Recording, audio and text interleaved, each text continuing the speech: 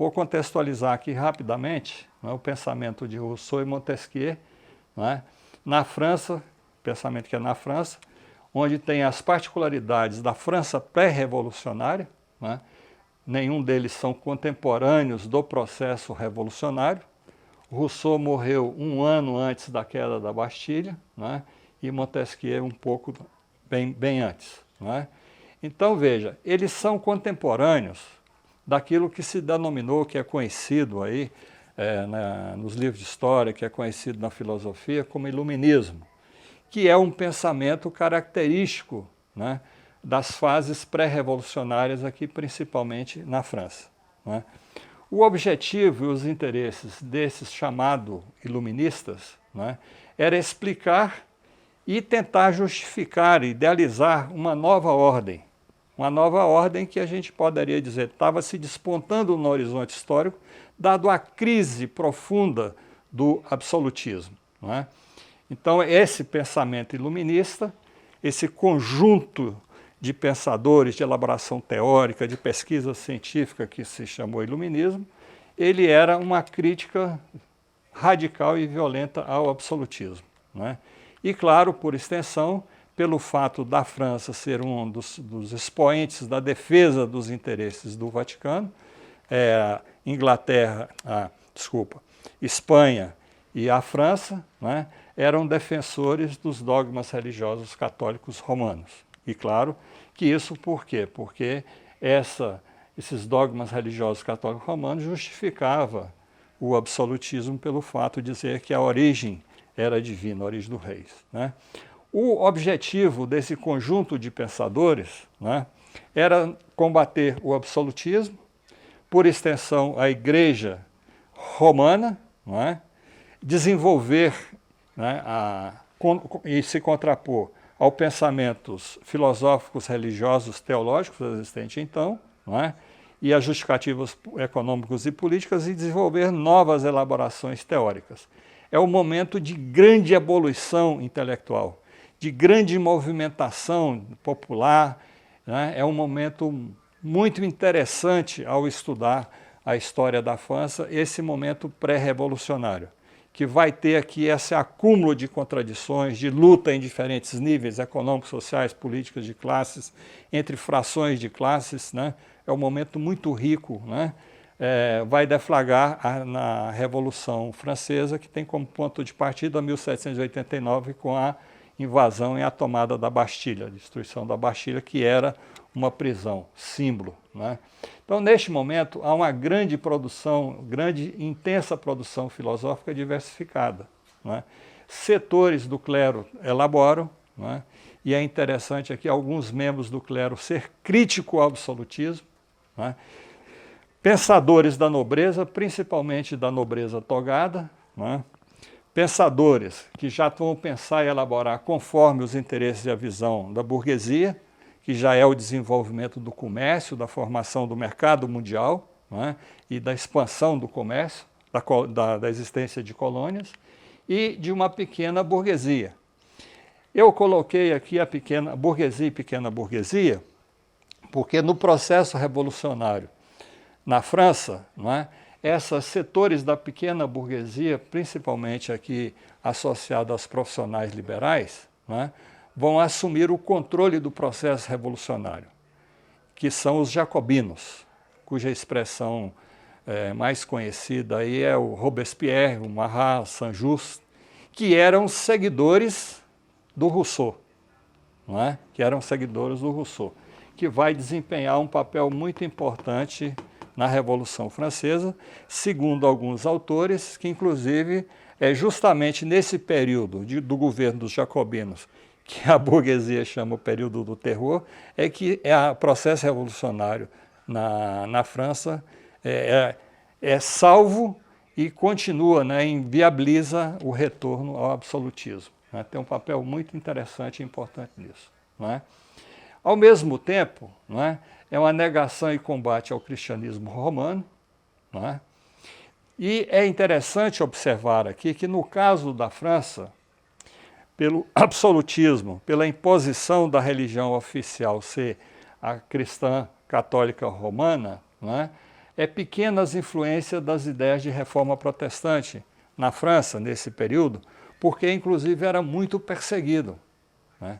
Eram perseguidos violentamente, não é? E a França foi, juntamente com a Espanha, o baluarte da defesa dos interesses do Vaticano, ou seja, do cristianismo romano, nesse processo, não é? As relações sociais de produção, há uma concentração intensa da riqueza, a nobreza aristocrática ligada ao poder absolutista, ela recebe uma série de benesses, não é? Ela acumula fortunas que passam a se contrapor aos interesses do monarca, não é? E também a nobreza togada e a burguesia. Não é? Então, esses interesses diferenciados, que vai do indivíduo, que ao defender seus interesses associa com os interesses de outros indivíduos e que passa a ter interesses mais evidentes como interesses de classes, né? Então, no outro extremo, né, das relações sociais de produção, no outro extremo da sociedade, há uma grande pobreza rural e urbana, né? Porque é ocasionado pelas crises climáticas, pelos cercamentos de terra, pela superexploração do trabalho do campesinato, que tem que arcar com os custos pesadíssimos das guerras, dos confrontos na qual a França estava envolvida nesse momento, não é? E aqui é interessante observar que o momento da crise econômico-financeira do absolutismo na França foi justamente o apoio e o financiamento da guerra de independência das 13 colônias, que é a independência contra a Inglaterra, que era considerado o inimigo primordial, ou número 1, não é? Da França. Então, esse momento aqui de apoio, né, às guerras de independência vai causar um aprofundamento da crise. E quem vai arcar com isso, né, é justamente os setores ligados ao trabalho rural e aqueles assalariados, os artesãos, o artesanato urbano, né? E tem em formação aqui, né, aqui advindo disso, a classe média, né, em formação que ainda é pequena. Mas, chamando a atenção novamente, essa pequena burguesia, essa classe média urbana em formação, vai ter um papel importantíssimo no processo revolucionário na França, né, na Revolução Francesa, que é o período dos jacobinos, né. As relações de classe política, ideológicas, religiosas, entrelaçam interesses individuais, de grupos, que chegam a interesses de classes diferentes que se confrontam, não é? Então, dentro de uma mesma classe, por exemplo, dentro da nobreza, nós vamos observar que há uma intensidade de conflitos e de lutas, não é? Que inclusive, esqueci o nome do personagem agora, que era primo do rei Luís XVI, que foi condenado a ser decapitado pela guilhotina, né? E ele era membro do parlamento, ele votou para decapitar o seu primo, que era rei, né? Para vocês perceberem aqui a intensidade das contradições de interesses que, no fundamental, se somam na construção teórica como interesses de classes, né? Pela existência de classes, frações de classes e a diferenciação existente entre cada classe, né? E claro que aí é o elemento ideológico e religioso também, como componente desse processo, né? As ideias principais aqui, rapidamente, né, nesse chamado iluminismo, que não é um conjunto de ideias unificadas, uniformes, eles são diferenciados, né? São as ideias não materialistas, aqui no sentido aqui Montesquieu e Voltaire, né? Contratualistas, que é Rousseau, inclusive aqui eu ressaltaria que Rousseau, mesmo sendo contemporâneo desse período chamado iluminista, ele não é considerado iluminista, eu vou explicar por quê, né? Ele é considerado um pré-romântico, mas ele convive nesse período chamado iluminismo, né? Pensamentos advindo de pesquisas, estudos científicos sobre a natureza principalmente, que vai gerar os pensadores materialistas, que é o materialismo mecanicista, que um dos destaques entre eles é de Diderot, que foi o organizador da famosa enciclopédia, né? Fontenelle, Buffon, e tem uma série de outros, né, que eu não vou me deter, só chamar a atenção para vocês que esse chamado iluminismo é um conjunto de ideias diferenciadas, não é? Que às vezes até antagônicas entre si. Não é? E aqui é importante, aqui volta a questão dos direitos naturais. Não é? Aqui no caso da França, vai surgir essa ideia dos direitos naturais, mas não na visão cristã, vai elaborar uma nova compreensão, não é? Que é baseado numa visão das religiões da natureza, no chamado deísmo, deístas. Não é? E, inclusive, é muito interessante algumas comemorações da Revolução, logo no início, né? As festas, as representações de Deus ligado à natureza, o calendário da natureza. Não é? Tanto que, por exemplo, Robespierre, que era um russoniano de carteirinha, fanático seguidor de Rousseau, não é? Era um deísta. E ele fazia toda uma encenação, inclusive chegaram a mudar, nessa fase dos jacobinos, a mudar o calendário francês, não é? Conforme o quê? Conforme as estações do ano, não é? Dado ao combate às ideias cristãs, vai desenvolver ideias deístas, né? E claro, aí nessa tradição, o homem como centro do pensamento e das ações. E passa a desenvolver e ser estimulado um conhecimento experimental e o científico, né? Aqui, só para registrar, eu gostaria de chamar a atenção de vocês para o papel que desempenha a maçonaria, né, que ela se coloca contra o absolutismo, né, e envolve vários personagens desse processo pré-revolucionário e revolucionário, seja na Inglaterra e também na França, né, e naquilo que se caracterizou como boemia literária. Boemia literária são aqueles membros das classes médias, profissionais liberais, que escreviam romances, folhetins, não é? Do chamado submundo, não é? Diria assim, das traições, do corneamento entre a nobreza, de traições, ou seja, aquela literatura dedicada a uma desmoralização dos seus personagens. E é interessante que esse tipo de literatura, caracterizada como boemia literária, ela tem uma grande profusão na França, principalmente nas grandes cidades, principalmente em Paris. E, em geral, elas são voltadas para desmoralizar membros da alta nobreza e da burguesia togada. Não é? Então, ela é uma literatura para desmoralizar os governantes, para desmoralizar aqueles que detinham poder. E que vai jogar um papel importante, porque ela vai se transformando em senso comum. Não é?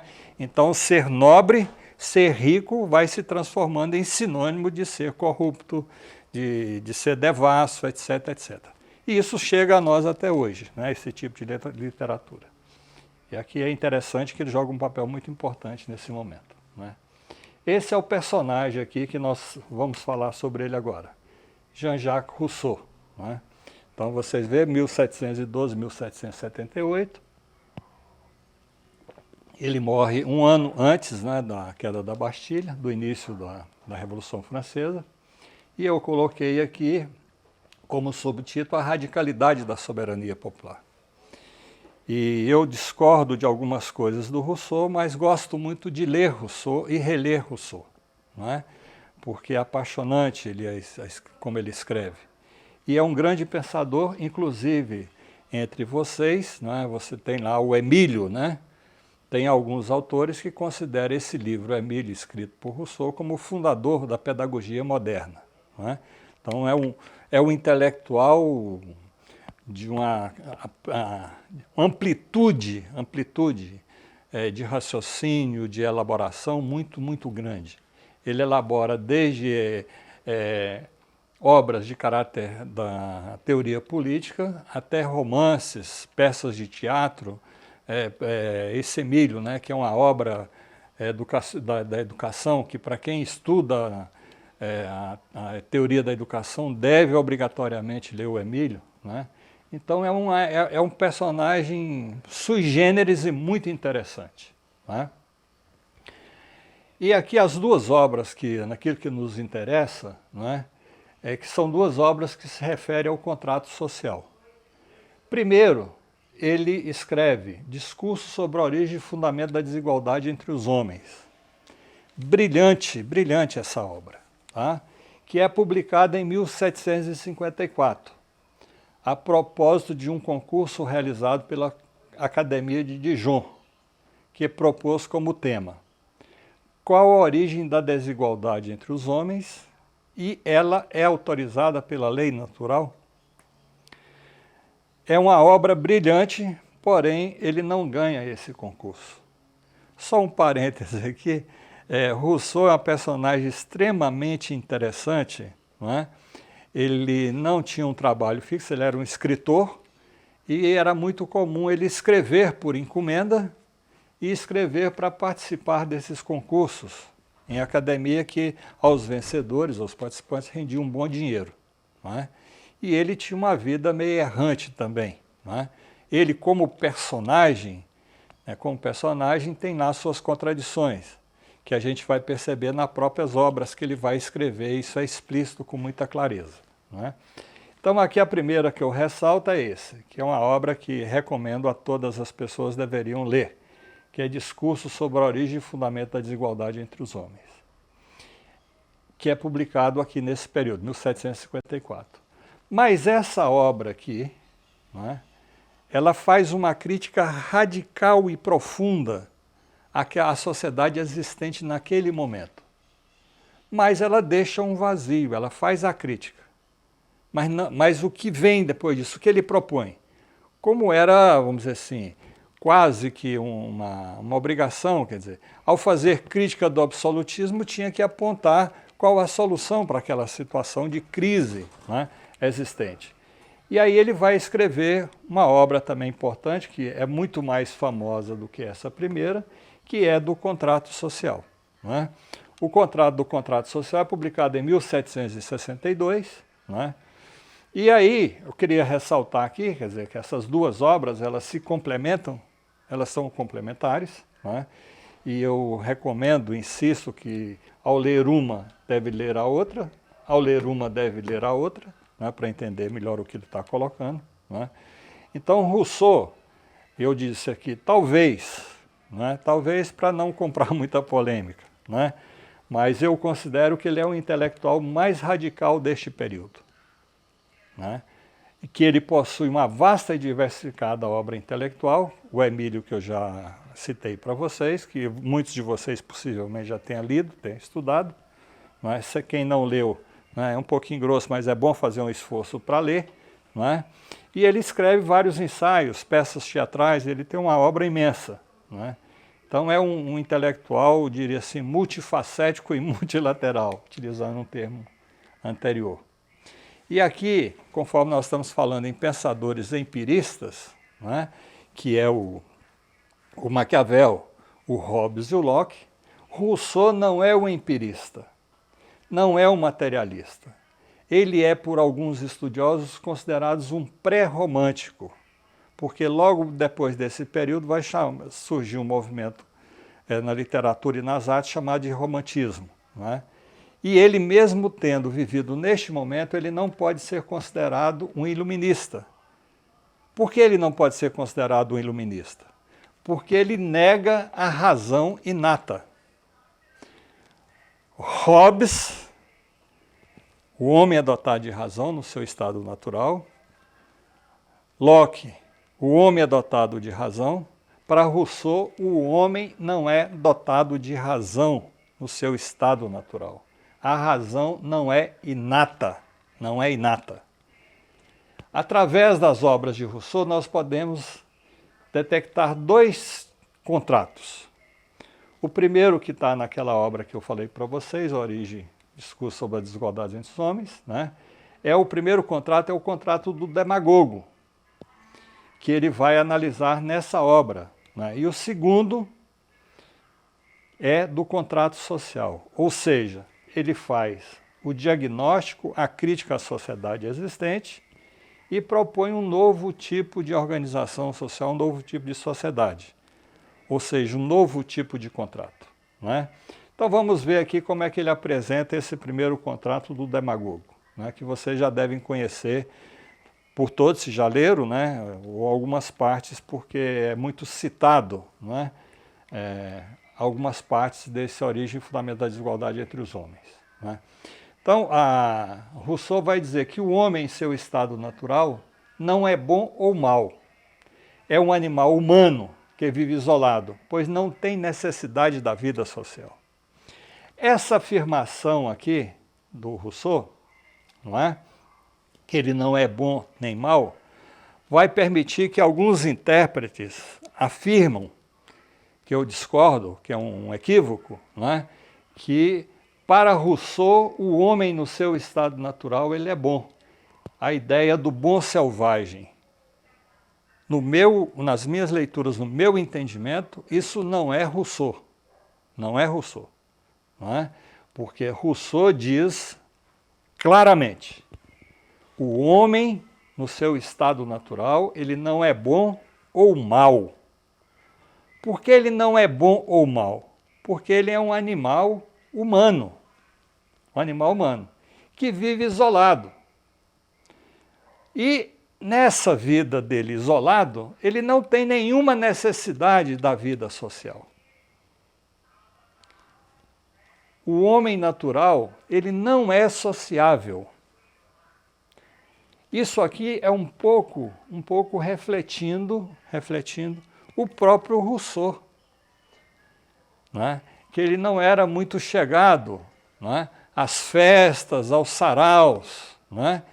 Ele era uma pessoa mais retraída, seja pela sua origem social e também transformada em compreensão, não é? Rousseau não é uma pessoa extremamente sociável, que buscava os palácios, as festas, não é? Dos intelectuais, dos grandes pensadores. Ele era bem mais retraído, não é? Então, para ele, o homem natural não é sociável, portanto, não é dotado de razão. Isso aí conforme vai afirmar Hobbes e Locke, não é? Então vamos ver aqui o que Rousseau diz. Como a vida social e razão estão intimamente correlacionadas, antes daquela, para Rousseau, o homem é incapaz de observar a reta razão, recta ratio. Esta somente vem tornar-se guia do comportamento humano depois de desenvolvida a sociabilidade. É a vida social que, com seus grilhões, disciplina o espírito libertário do homem e nele suscita a noção de lei. Parênteses aqui.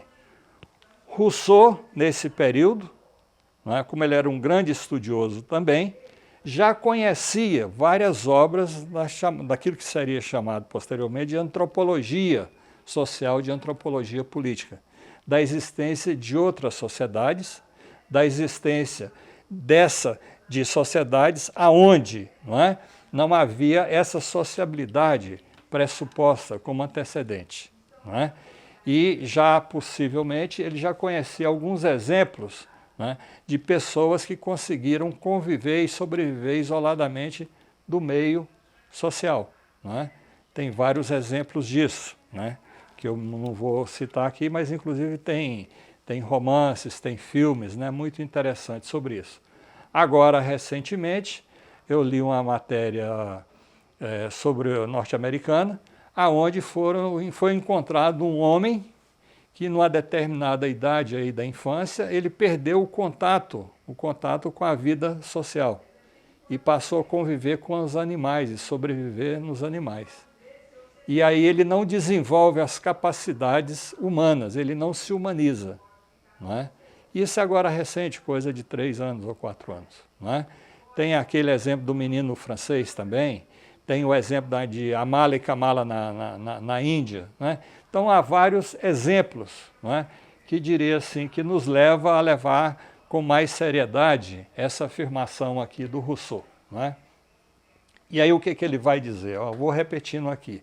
É a vida social que, com seus grilhões, disciplina o espírito libertário do homem e nele suscita a noção de lei.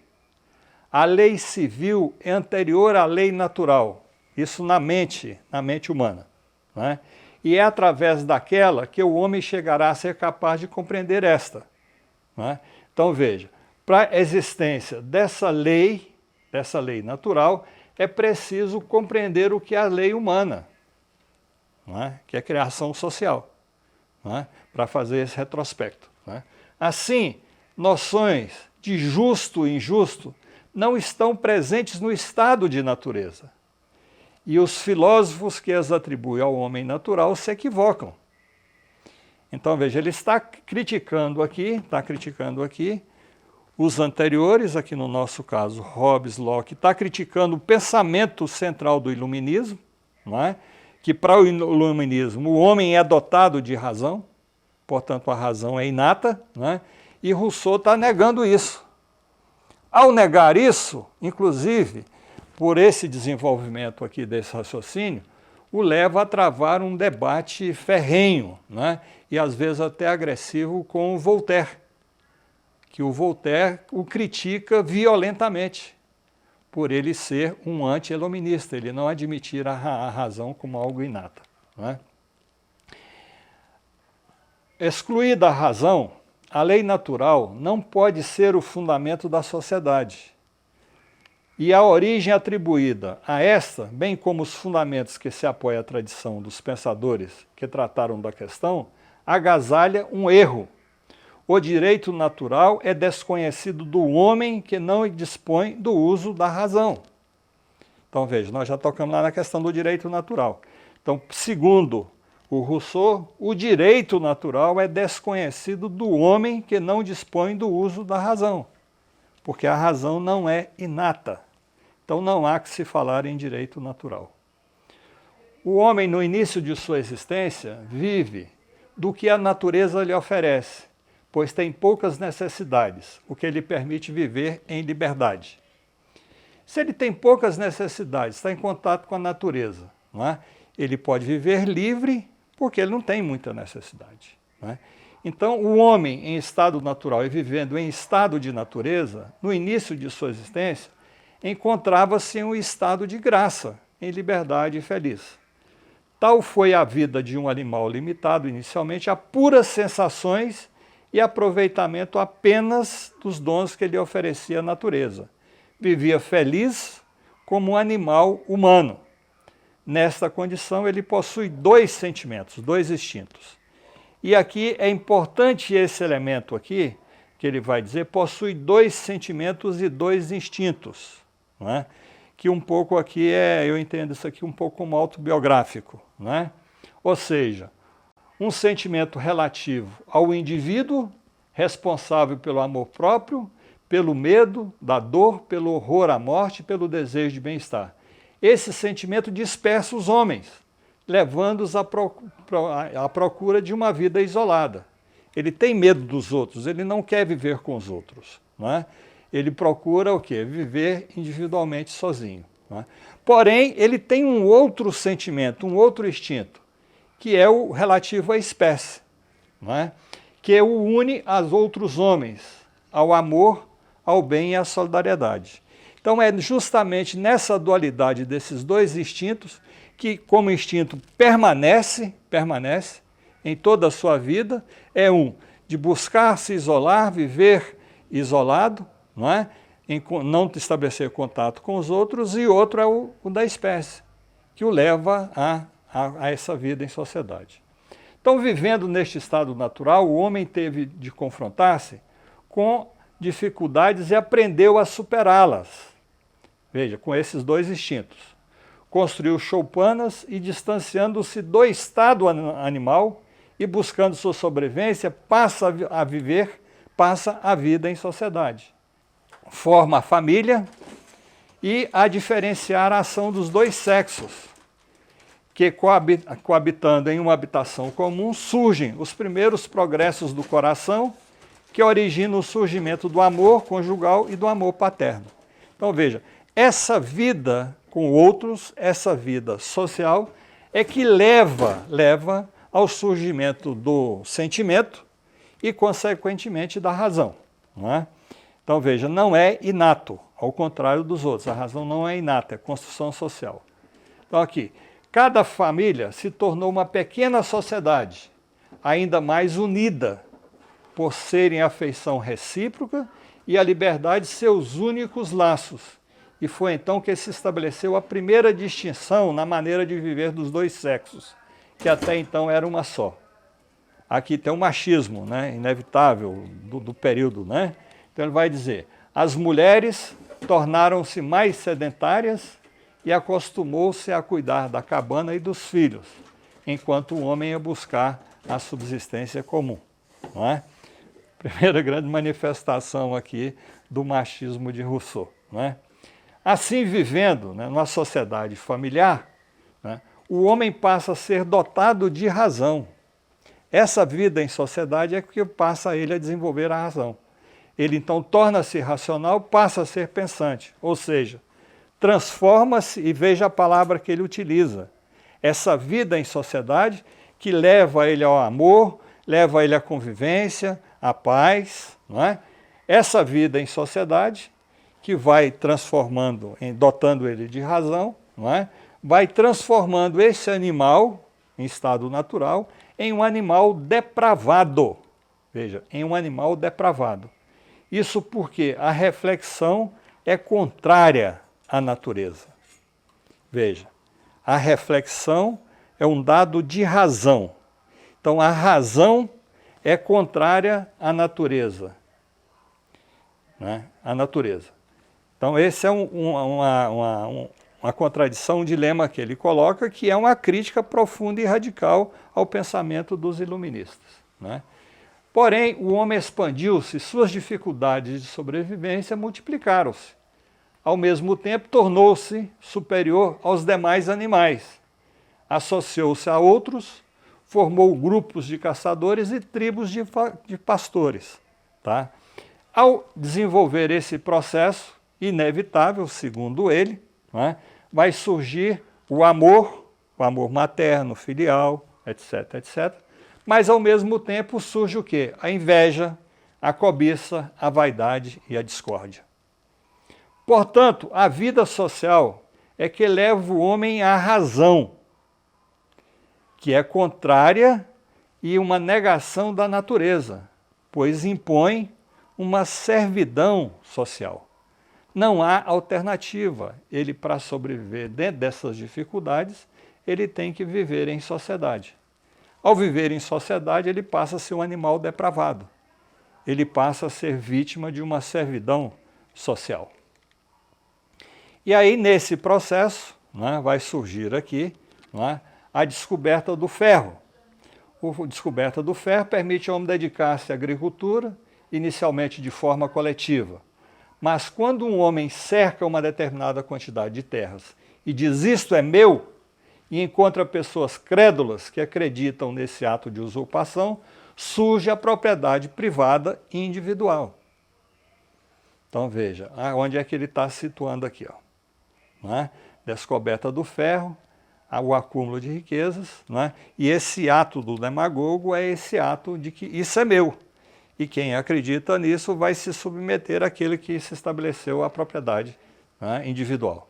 Desta forma, o homem é arrancado do contato com a natureza, de seu estado natural. É consumado assim, com a propriedade privada individual, é consumado assim o pecado original, que leva à desigualdade, à inveja, à maldade, à concorrência, às guerras. Ou seja, a vida em sociedade, nessas condições, é uma desgraça, que ele chega a utilizar essa palavra. Não é? Enfim, ambição voraz, o ardor de elevar sua fortuna relativa, menos por uma verdadeira necessidade, não se acumula fortunas, não é por uma necessidade, e sim para colocar-se acima dos outros. Inspira a todos os homens uma triste tendência a prejudicarem-se mutuamente, uma inveja secreta, e tanto mais perigosa que, para dar seu golpe com maior segurança, frequentemente usa a máscara da benevolência. Em uma palavra, há, de um lado, concorrência e rivalidade; de outro, oposição de interesses, e sempre o desejo oculto de fazer seu lucro às custas de outrem, segundo, vamos dizer, da exploração do trabalho do outro, né? Todos esses males constituem o primeiro efeito da propriedade e o cortejo inseparável da desigualdade nascente. Então vocês observam que ele é muito radical e muito contundente nessa crítica que ele faz da vida social e da decorrência da vida social e do surgimento da razão e, consequentemente, da propriedade privada individual. Estabelece-se, então, a disputa entre ricos e pobres. Instala-se uma guerra perpétua. Esse estado de guerra latente leva os ricos a premeditarem um projeto, ou seja, a empregar a força dos fracos em seu próprio benefício, os subjugando aos interesses dos ricos. É feita aos pobres uma proposta de pacto, que é o pacto do demagogo. Demagogicamente, os ricos apresentam este pacto como sendo uma necessidade para conter os ambiciosos e defender os fracos, o que se tornaria realidade através do estabelecimento de leis, normas e regulamentos em condições de igualdade para todos, o que pressupõe o estabelecimento de um poder supremo acima dos interesses individuais. Assim, os homens, seduzidos, aceitam os grilhões que criam entrave aos pobres e novas forças para os ricos. É destruída irremediavelmente a liberdade natural.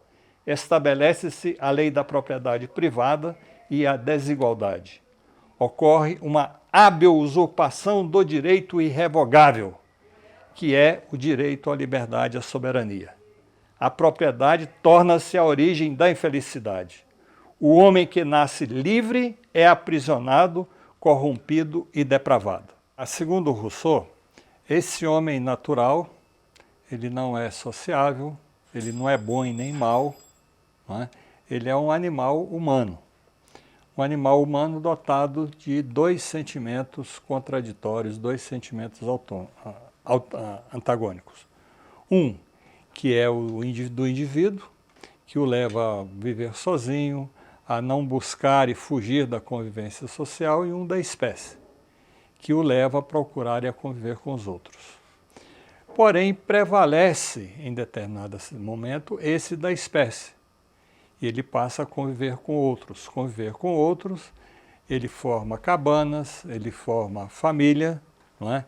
Surge o amor, surge a solidariedade, não é? Porém, ao mesmo tempo, não é? Esse sentimento que se mantém, que é o sentimento do indivíduo, mesmo prevalecendo. Nessas relações que despertam esse sentimento de amor, de fraternidade, não é? Vai fazendo com que essa situação leva-se a uma realidade em que ele se vê, esse homem vê expandir as suas dificuldades de sobrevivência. Por que isso? Porque multiplica-se ao mesmo tempo a população, não é? E esse homem que vai sendo dotado de razão, ele cresce e se torna superior aos demais animais. Isso leva ele a se associar a outros da mesma espécie, a outros homens. Leva ele a formar grupos de caçadores e grupos e tribos de pastores. Então vocês observam que aqui ele já registra a primeira grande divisão social do trabalho nesse processo. Divisão entre caçadores e pastores. Não é? Porém, nessa constituição desses grupos, não é?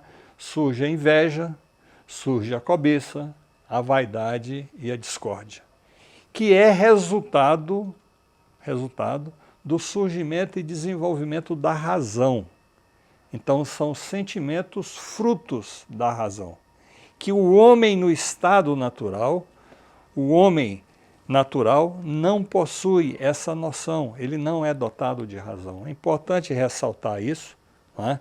Porque ele se contrapõe ao pensamento predominante naquele momento, que era hegemônico entre os iluministas, que o leva, inclusive, a um debate áspero, não é? Com Voltaire, que foi um dos grandes expoentes do iluminismo. Não é? Então, portanto, aqui o que é o raciocínio que vai desenvolver Rousseau? É a vida social que leva o homem à razão. Essa razão, ela é contrária e é a negação da natureza.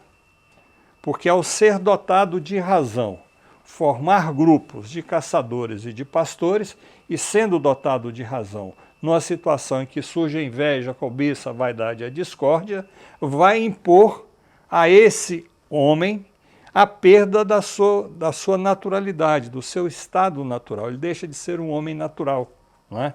Ele passa a conviver sobre a servidão social. Então ele associa aqui a vida em sociedade, viver em grupos, não é? À imposição da servidão social. Então ele vai percebendo, e aí claro que ele tinha conhecimento das pesquisas, dos estudos científicos realizados naquele momento sobre a existência de outros povos em outros continentes, de sociedades menos desenvolvidas, não é? De sociedades que a gente hoje chama de primitivas, não é? Ele vai dizer que a descoberta do ferro permite ao homem dedicar-se à agricultura. Essa agricultura, ela é inicialmente de forma coletiva. Veja, primeiro ele diz, olha, vai formando a família é um núcleo social. Tribos de pastores, de caçadores, não é? Então vai tendo o quê? Vai tendo um predomínio da vida coletiva. Não é? E o ferro é extremamente benéfico nesse sentido, porque vai permitir que essa vida coletiva aumente a produção. Não é? A produção. Não é? Então o homem vai cercando, vai apropriando-se da terra, não é? Porém chega num determinado momento que um desses, né, num determinado momento, apropria-se e cerca uma determinada quantidade de terra e diz isso aqui é meu. Né? Ou seja, estabelece a propriedade. Aquilo que era posse coletiva, que todos podiam trabalhar, todos podiam usufruir do produto do seu trabalho, quando há o cercamento da terra e aquele que diz que aquilo é seu, não é? Institui-se a propriedade privada. E claro que esse, segundo o que ele vai desenvolver, que é o rico, é o esperto, não é? É o demagogo, enquanto há pessoas crédulas, não é? Que acreditam nesse ato de usurpação. Então veja, a propriedade privada, segundo Rousseau, é um ato de usurpação. Surge, assim, a propriedade privada individual, enquanto uma usurpação. Não é? Dessa forma, o homem é arrancado do seu contato com a natureza, do seu estado natural, da sua sociabilidade de bem viver com os outros, que estava baseado na posse. Não é? Ao estabelecer essa propriedade, o homem é arrancado dessa sua relação com a natureza. Segundo ele, é consumado assim, esse ato de instituição da propriedade privada individual, é consumado assim o pecado original, ou seja, a desgraça do homem está fundamentada no surgimento da propriedade privada individual. Não é? E esse pecado original leva o quê? Como consequência a desigualdade, a inveja, a maldade, a concorrência, as guerras. Então veja aqui, ele concentra o seu raciocínio que o surgimento da propriedade privada é a desgraça do homem. E se pudermos estender um pouco, é a desgraça da humanidade. Não é? Enfim, o que ele vai dizer? Enfim, ambição voraz, o ardor de elevar sua fortuna relativa, não é por uma verdadeira necessidade, né? É muito mais para colocar-se acima dos outros. E essa realidade passa a inspirar todos os homens. E surge uma triste tendência a se prejudicarem mutuamente. Não é? Prejudicar-se mutuamente, surge a inveja secreta. Uma inveja secreta perigosa, que para dar seu golpe com maior segurança, frequentemente usa a máscara da benevolência. Olha aqui, fazer o bem, criar 50 crianças sobre o manto da religião, da pastora, não é? Sobre a benevolência. Vou fazer uma ironia aqui, não é? O que diria Rousseau nesse momento, possivelmente, não é? Que esses frequentemente usam a máscara da benevolência. Em uma palavra, há de um lado concorrência e rivalidade, e de outro oposição de interesses e sempre o desejo oculto de fazer o seu lucro às custas de outrem. Todos esses males constituem o primeiro efeito da propriedade privada individual e o cortejo inseparável da desigualdade nascente e crescente. Não é? Então ele, voltando a reafirmar, não é? A propriedade privada individual é a desgraça do homem, é a desgraça da humanidade. Não é? Estabelece-se então uma disputa entre ricos e pobres. Instala-se uma guerra perpétua. Então, ao contrário de Hobbes, que o estado de natureza é que leva à guerra perpétua, a guerra de todos contra todos, né? Para Rousseau, essa guerra perpétua, a guerra de todos contra todos, é justamente resultante da propriedade privada individual, né? Que já é o resultado de um pacto, que ele chama de um pacto do demagogo. Né? Então, esse estado de guerra latente leva os ricos a premeditarem um projeto, empregar a força dos fracos em seu próprio benefício, os subjugando aos interesses dos ricos.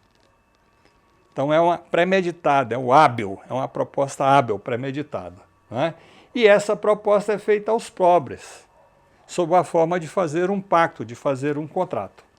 Então, demagogicamente, ardilosamente, os ricos apresentam esse pacto como sendo uma necessidade para conter os ambiciosos e defender os fracos. Todos conservam o que tem. Quem tem muito, tem, conserva. Quem não tem nada, não tem e conserva. Não é? O que se tornaria realidade através do estabelecimento de leis, não é? Essa realidade através de leis, normas e regulamentos, em condições de igualdade para todos. Veja agora quando se fala princípio de igualdade hoje para todos, não é? A igualdade, qual o tipo de igualdade que está se falando? Não é? Que igualdade é essa? Não é? Entre um banqueiro, um proprietário de uma multinacional ou aquele que mora na periferia que depende de doações de alimentos para sobreviver. Não é? Todos são iguais perante a lei. Isso é uma ironia, não é? Então, para isso, necessidade de estabelecer leis, normas e regulamento em condições de igualdade para todos, o que pressupõe o estabelecimento de um poder supremo acima dos interesses individuais. Ou seja, esse poder supremo aqui é o Estado. O Estado fundamentado em normas e leis. Não é?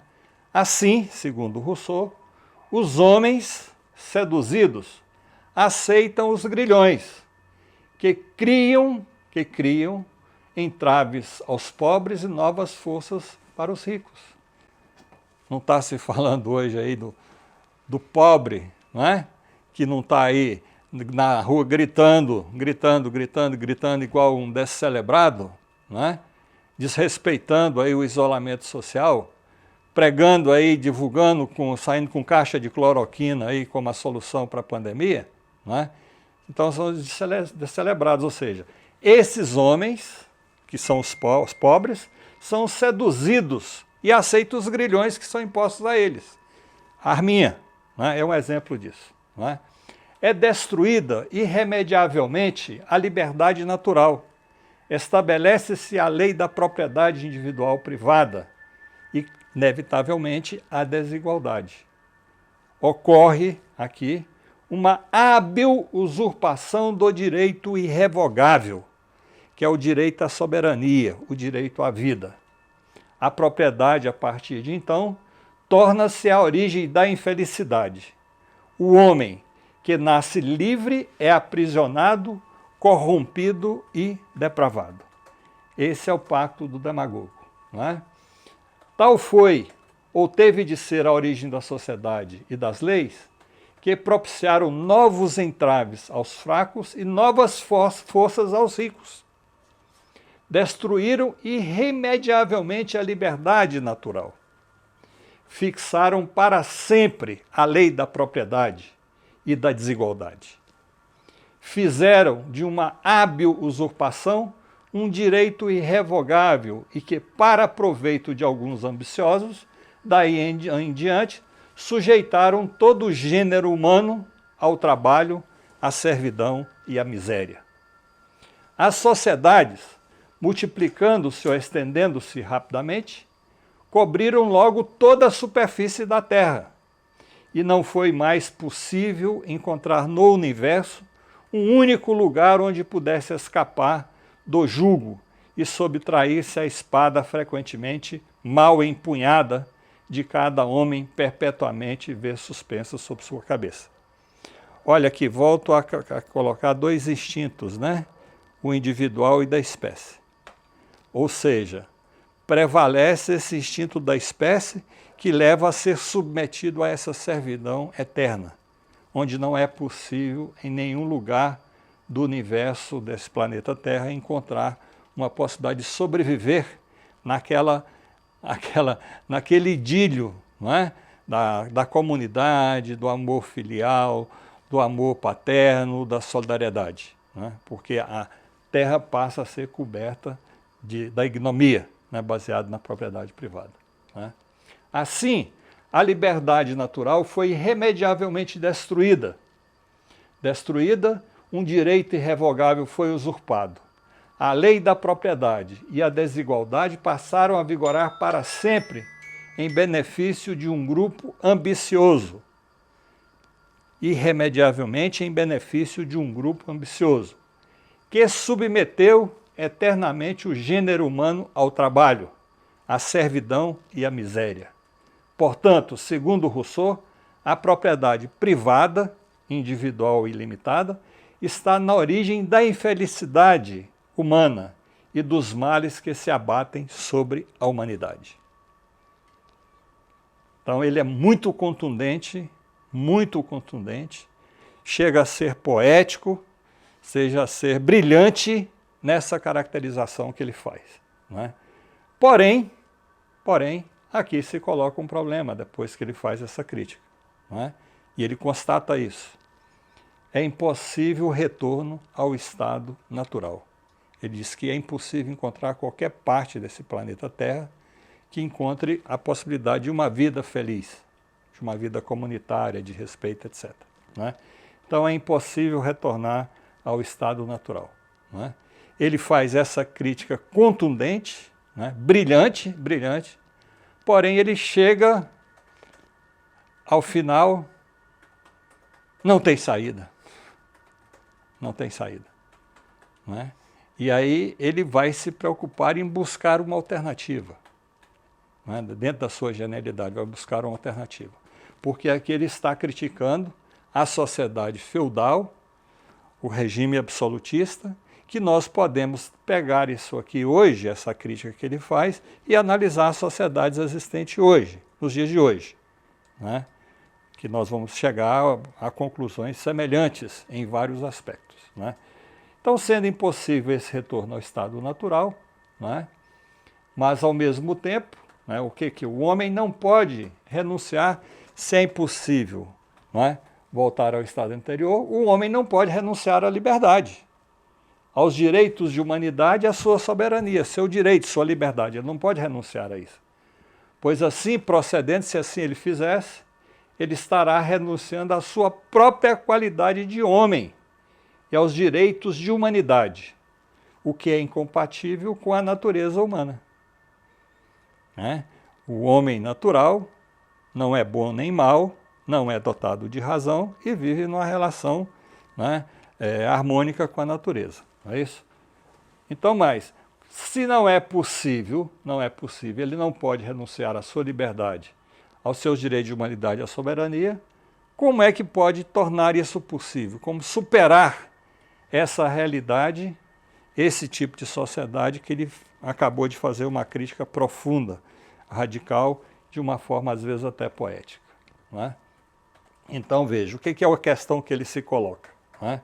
É encontrar uma forma de conciliar liberdade e autoridade combinar a igualdade e a liberdade naturais com a garantia de sobrevivência e a felicidade.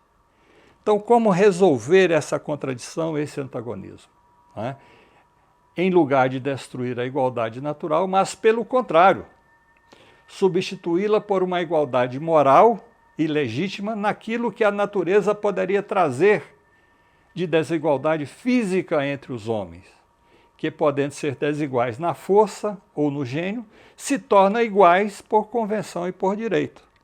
Então vocês observam que ele pensa de uma forma multilateral e ampla, né, essas possibilidades, que ele está levando em consideração que há diferenças entre os membros dessa espécie, essa espécie animal, sapiens sapiens, que se humaniza. Não é? Então essa é a grande questão, como tornar isso possível. Não é? Como é possível substituir a igualdade natural por uma igualdade moral? Porque não é possível mais o retorno à igualdade natural. Como substituir por uma igualdade moral? Que deve ser assegurada por convenções e direitos, transformando essa igualdade natural em igualdade civil, a ser assegurada através do contrato social, que expresse uma forma de associação que defenda e proteja com toda a força comum a pessoa e os bens de cada associado, e pela qual cada um, unindo-se a todos, só obedeça contudo a si mesmo, permanecendo assim tão livre quanto antes. Aqui é importante ressaltar que quando ele fala defesa da propriedade de cada um, tudo aquilo que tem, não a grande propriedade. Ele aqui não está defendendo, não está teorizando da propriedade individual ilimitada, porque a propriedade, segundo Rousseau, deve garantir o direito à vida, à felicidade e à igualdade. Né? Então aqui não se trata de propriedade ilimitada, né? E sim daquilo que possa permitir a vida e a felicidade. Né? Então ele vai realizar isso no livro chamado O Contrato Social. Né? O direito individual submete-se ao social. Então veja, tem o indivíduo, porém ao participar deste novo pacto que está do contrato social, esse indivíduo, ao ser membro soberano de participar deste pacto, ele tem que submeter-se ao resultado daquele pacto, daquele contrato que ele é membro participante. Então o individual tem que se submeter ao social, o que é negado radicalmente por Locke. Não é? Porque o centro de Locke é o indivíduo.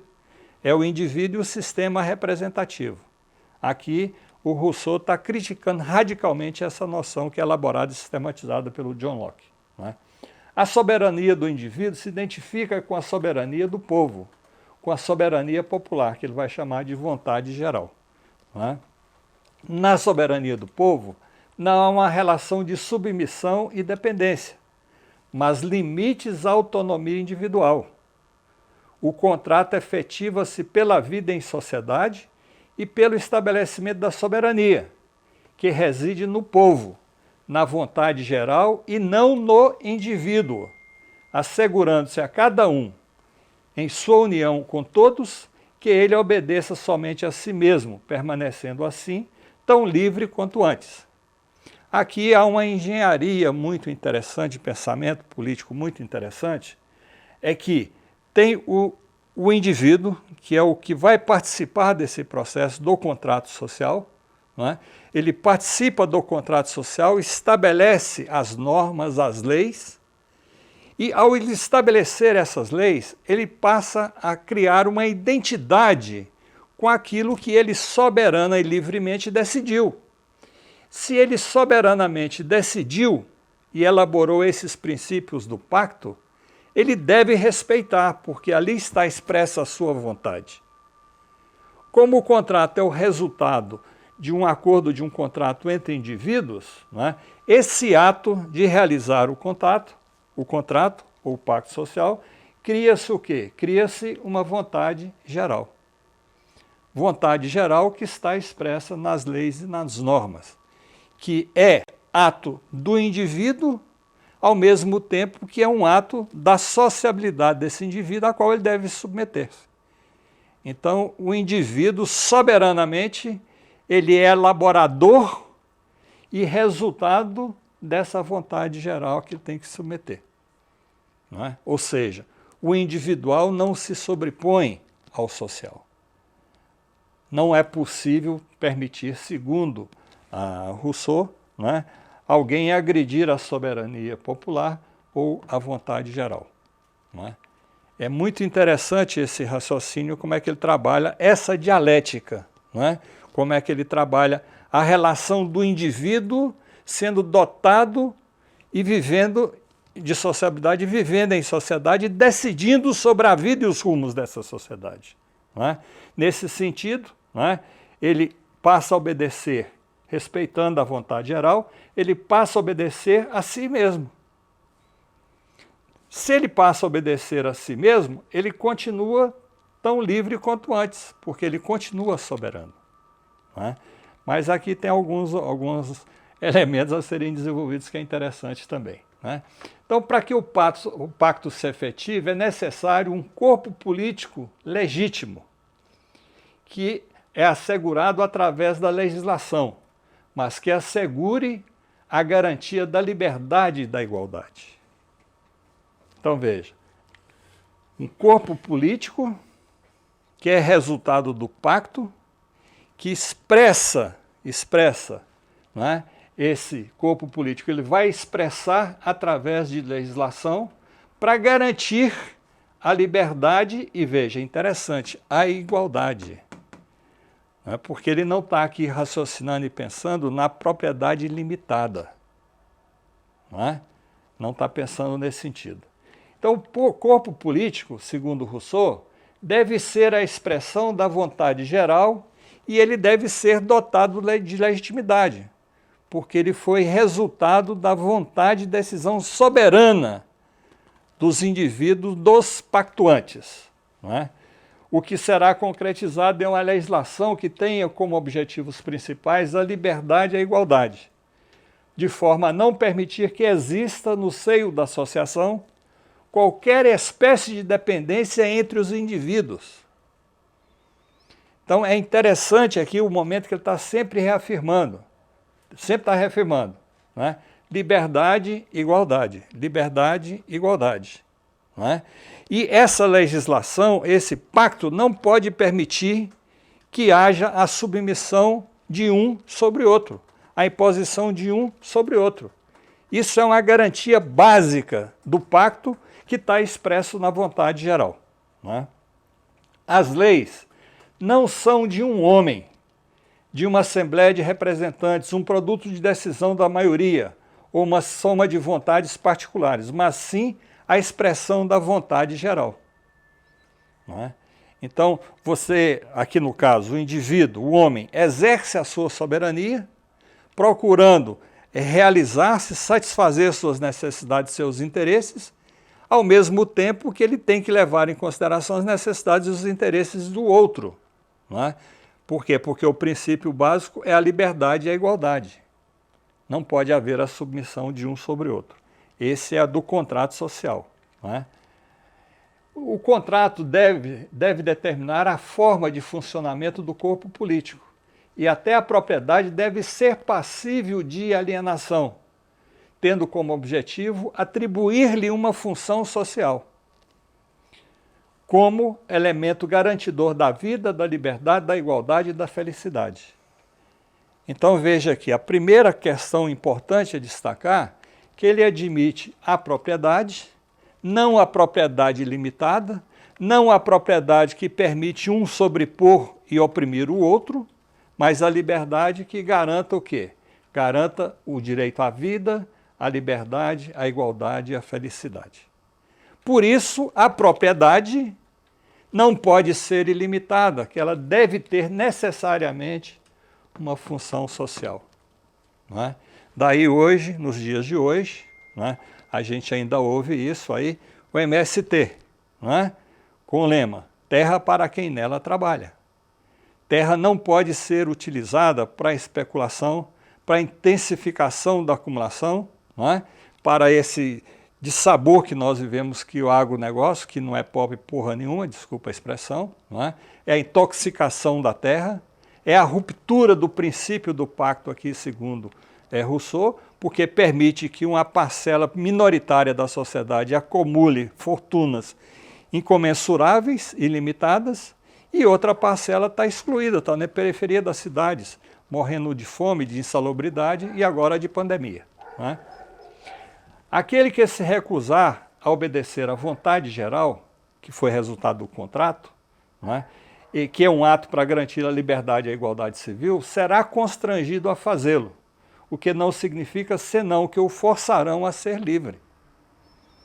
Então, quando impõe o princípio do pacto para que aquele que não quer respeitar tenha que respeitar o princípio do pacto, ele está realizando a sua própria vontade, porque ele é membro desse pacto, ele é parte integrante dessa vontade geral, não é? Então ele está sendo forçado a ser livre, porque ele foi livre e soberano ao participar do pacto. Essa é, portanto, a condição pela qual cada cidadão, desde que entregue sua soberania à pátria, se garanta contra qualquer dependência pessoal.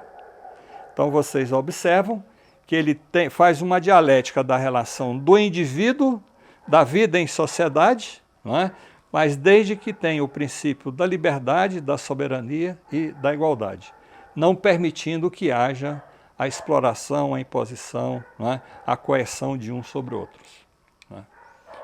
O contrato, nesse sentido, substitui a perda da liberdade natural, transformando essa liberdade natural em liberdade civil.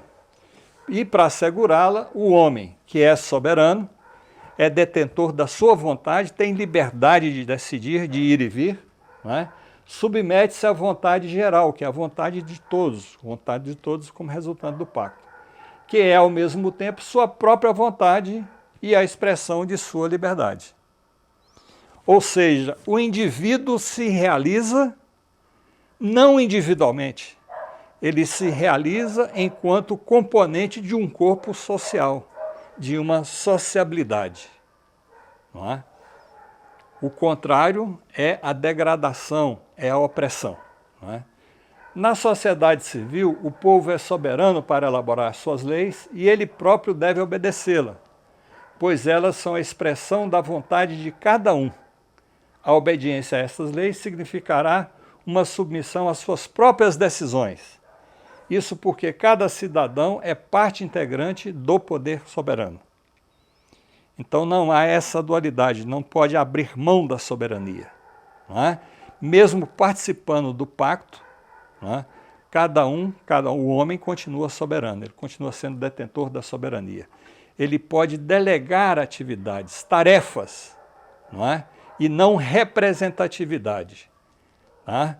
Não existe sistema representativo em Rousseau. Ele é crítico feroz ao sistema representativo. Tá? O desenvolvimento da legitimidade do corpo político não se restringe ao ato inicial do pacto. É necessário que os princípios sobre os quais se fundamenta sejam um processo constante de busca dessa legitimidade, que deve ser refeita a cada instante. Não é?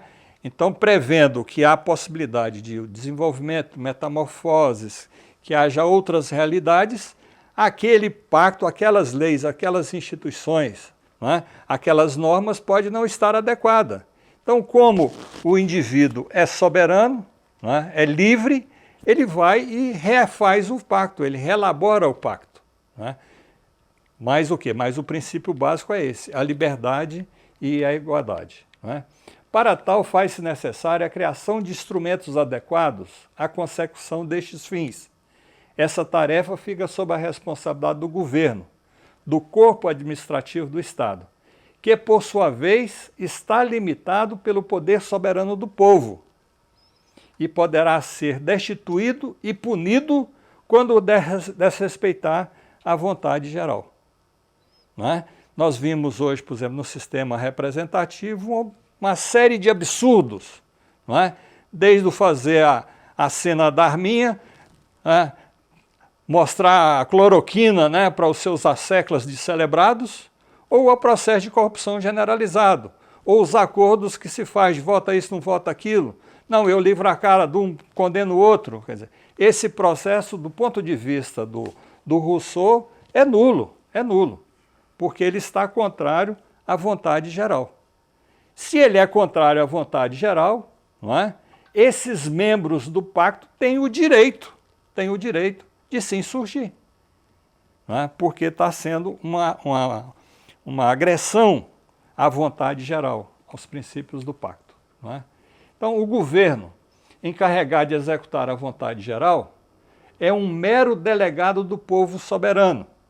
São única e exclusivamente empregados do povo, comissionados, que exercem em nome deste o poder que recebem, pois a soberania popular é inalienável e indivisível.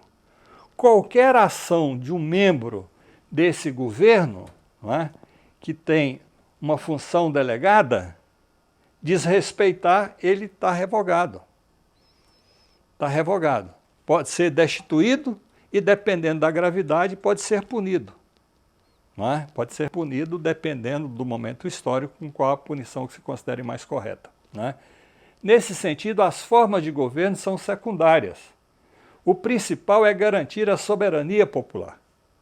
Rousseau estabelece uma tipologia sobre as formas de governo, baseado lá no Platão, no próprio... nesses autores todos que fazem uma tipologia do governo, não é? Ele vai estabelecer também uma tipologia de governo. Ele vai dizer, olha, as formas de governo são várias, as historicamente existentes, não é? Que a democracia é o maior número de cidadãos são magistrados, pressupondo uma democracia que funcione corretamente, não é? Na aristocracia, o governo está na mão de poucos, não é? Na monarquia, há apenas um único magistrado, que é o rei, né, que passa a ser detentor da soberania da população, daquilo que ele considera seus súditos. Né? Há uma relação também, lembrei aqui, com base em Montesquieu também, que faz isso, entre forma de governo e a população. Né? Então, Montesquieu faz uma tipologia. Né? Ele vai dizer que os estados pequenos prevalecem os governos democráticos, porque é mais fácil, a relação mais constante, convivência é mais fácil. Então, só é possível, nos estados pequenos, a democracia. Caso haja um outro regime, por exemplo, a tirania, ela não sobrevive por muito tempo. Não é? Nos estados médios, prevalecem os governos aristocráticos. Nos estados grandes, os governos monárquicos. Não é? Essa tipologia, né, que não são apropriadas ao exercício da vontade geral. Que aqui, segundo Rousseau, que ele vai pegar lá a ideia da democracia ateniense, que eles falam dos antigos, né, ele vai perceber que uma forma de governo seria próxima de uma democracia que hoje nós chamamos de democracia direta, né, baseada aí na experiência de Atenas. Ou seja, uma democracia plebiscitária. Não é? Veja lá que antes eu já tinha falado, que há uma possibilidade de uma tentativa de usurpação, ou algum comissionado não cumprir a sua função, não é? Ou a necessidade de alterar alguma norma, alguma lei. Não é? Então é necessário o quê? Uma consulta plebiscitária e, sempre que necessário, ela deve ser constante. Não é? Então, Rousseau estabelece uma diferenciação, aqui é importante isso, entre Estado e governo. Não é? Então, esse conjunto de elementos que expressa a vontade geral é o Estado, não é? Que é uma expressão genérica da sociedade organizada, que é a expressão, a sistematização da vontade geral, que está corporificada no conjunto de leis que nós chamamos Constituição. E vai dizer que o Estado não se identifica com o governo, porque o governo é a expressão do voto universal e executor da vontade geral. Não é? O governo é composto por elementos que são delegados para exercer determinadas funções. Não é? Que, ao usurpar dos princípios da vontade geral expressa na Constituição, no contrato, não é? Pode ser substituído, pode ser preso, pode ser condenado, etc, etc. Não é? A vida política fundamenta-se, e aí é importante isso aqui, na soberania popular, pois não é possível a representação quando muito há a delegação. Quando muito há a delegação. Não é? Isso por quê? Isso por que ele vai dizer isso? Porque no governo representativo, né, os representantes possuem tendência a usurpar a soberania e passar a agir por si próprios, procurando manter-se indefinidamente com o poder que lhes foi delegado. Né? Isso, ele já está levantando isso aqui na França pré-revolucionária, né? Isso aqui nós vamos ver hoje a sociedade que nós vivemos, isso é uma constante. Então, segundo a visão de Rousseau, nós vivemos numa agressão, um desrespeito constante aos princípios do pacto, um desrespeito violento e contundente à vontade geral. Não é? Para impedir essa tendência da usurpação desse poder delegado, é conveniente que os representantes sejam substituídos frequentemente por meio do voto, que deve ser a forma de expressão da vontade da maioria. Se tem esse processo aqui de tentativa de usurpar, não é possível permitir que pelo voto determinadas pessoas se eternizem nos cargos comissionados que exercem. Não é? Então deve ter limite a esse processo de representação. No fundamental, seria, segundo o que ele está propondo, uma democracia plebiscitária. Ao contrário, seria um Estado e governo ilegítimo, pois usurpa a vontade popular, como, por exemplo, o sistema representativo, o chamado Estado democrático de direito que nós temos hoje. Não é? Se Rousseau pegasse hoje para fazer uma análise do Estado democrático de direito, com base na origem e fundamento da desigualdade entre os homens, ele desmontaria a usurpação que se esconde desse nome benevolente, né, de Estado democrático de direito, que permite essas arbitrariedades que nós estamos vivenciando e presenciando no Brasil atualmente. Né? E a lei não ratificada pelo povo soberano, ela é nula. Né? Então, no caso aqui, o parlamento não tem autoridade para ratificar, elaborar e ratificar uma lei que seja contrária à vontade geral. Permitir, por exemplo, como é que estão chamando agora, não pagamento da dívida de direitos, não é? Quer dizer, isenção fiscal, não é? Quer dizer, não seria possível essa farra de isenção fiscal, inclusive para igrejas e principalmente igrejas aí da vertente evangélica, não é isso? Porque está afetando o princípio básico da vontade geral. Não é? Então essa lei, ela é nula, não é? E aqui ele, do contrato social, ele é radical, né? Quando ele faz uma crítica ao povo inglês, que é o sistema representativo. Né? Aquilo que nós já vimos, o sistema bicameral, eleições, etc., sistema representativo. Não é? Aonde ele vai dizer aqui, é interessante, aqueles ingleses que se acreditam serem livres simplesmente por ter a liberdade de tempos em tempos escolher quais serão os seus algozes. Né? Então ele faz essa crítica ao povo inglês, criticando radicalmente o sistema representativo. Não é? E por extensão nós podemos estender isso aqui às democracias representativas modernas, às repúblicas ou monarquias constitucionais, os fundamentalismos existentes hoje, não é? Porque eles não estão conforme à vontade geral. Eles são a negação desses princípios básicos do contrato social elaborado e proposto por Rousseau. Né? E aqui eu queria fazer uma observação, porque é normal, às vezes, quando nós fazemos esse tipo de apresentação, as pessoas dizerem, não, mas isso aí é impossível. Não é? Impossível é aquilo que não existe nenhuma possibilidade. Não é? Quer dizer, ainda hoje, em alguns cantões, em algumas regiões da Suíça, não é? Ainda usa-se esse sistema de organização russoniana. Não é? Genebra foi governada durante vários anos, principalmente no período em que Calvino exerceu certo poder sobre Genebra, não é? Já foi aplicado esse princípio da vontade da soberania popular. Não é? Alguns cantões ou regiões da Suíça ainda hoje, anualmente ou de 2 em 2 anos, dependendo do local, se há reuniões, há assembleias, onde toda a situação é discutida, informada para a população, e todos aqueles que são detentores de soberania participam, debatem e discutem aquilo que deve ser feito.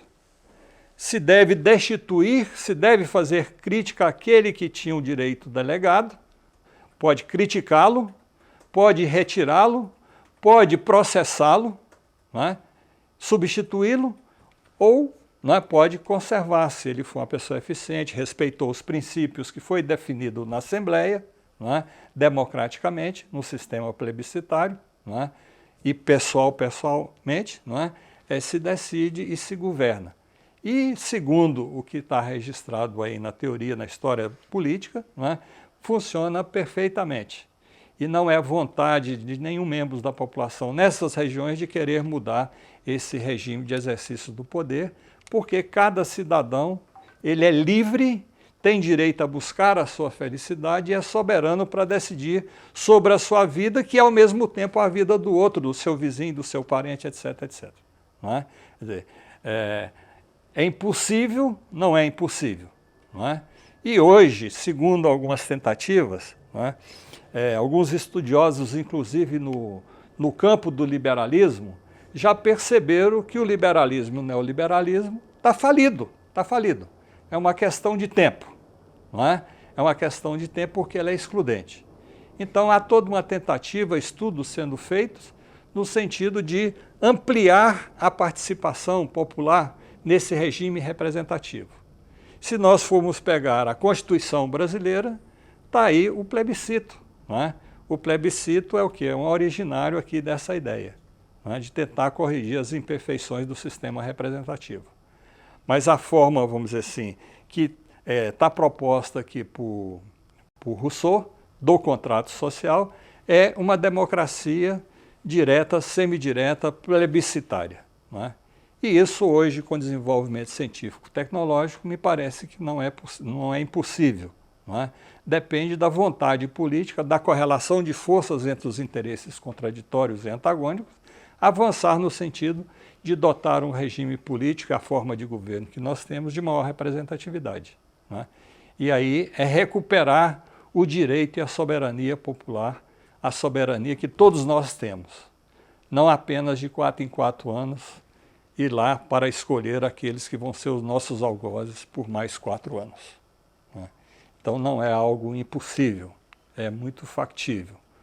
Agora, tem suas dificuldades porque a história caminha pelos seus caminhos próprios, pelo seu rumo, e há correlações de forças e interesses antagônicos e conflitantes, que não são apenas municipais, estaduais ou nacionais, isso se dá ao nível internacional, dentro daquela relação que eu coloquei do individual com a totalidade. Então, a busca de solução para os problemas da humanidade, ele deve ser feito agora, no cotidiano, aqui, ali, ao nível do município, ao nível do Estado, ao nível da nação e ao nível internacional. Conforme o problema que eu já tinha colocado aqui, do degelo, do aquecimento global, que não são mais problemas localizados. Nós vivemos problemas imediatos, localizados, individualizados, mas vivemos grandes problemas internacionais de grande porte que pode condenar a nossa espécie a um futuro não muito promissor, não um futuro de felicidade, de alegria e de igualdade. Mas isso está em nossas mãos, de adotar essa alternativa e buscar uma educação libertadora e deixar de fazer gestos de arminha, e deixar de juntar descelebrados desrespeitando a legislação e o respeito à vida do outro, transformando uma parcela minoritária da sociedade em mensageiros da morte, que tem espaço na imprensa e na mídia, conforme vocês estão vendo hoje, que é o momento que nós vivemos. Mas nós não podemos deixar a esperança desaparecer, porque a história desenvolve e vai para frente. E nós temos que ter um compromisso em construir uma sociedade mais fraterna, mais solidária e mais igualitária. Isso depende da vontade e do conhecimento e da capacidade de cada um de nós realizarmos individualmente, complementando com a realização junto ao outro. Eu só posso ser feliz se o meu próximo também está sendo feliz. Eu só posso ter condições de vida digna se o outro, meu próximo, também está tendo condições de vida digna. É este mundo que nós devemos construir, segundo os ensinamentos aqui, principalmente de Jean-Jacques Rousseau.